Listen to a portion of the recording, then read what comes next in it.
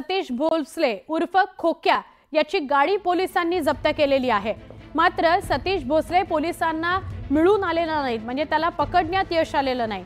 पोलिसांच्या 2 पथकांकडून या सतीश भोसलेचा म्हणजे खोक्या भोसलेचा शोध सुरू आहे।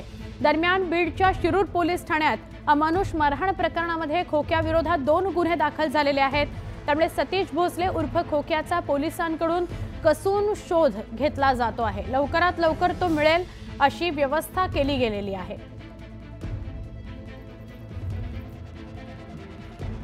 1.5 महिन्यापूर्वीचा एक व्हिडिओ समोर आला होता। त्यात त्याने आणि त्याच्या सहकार्यांनी मिळून एकाला मारहाण केलेली होती, पण त्याची तक्रार नोंदवली गेली नाही।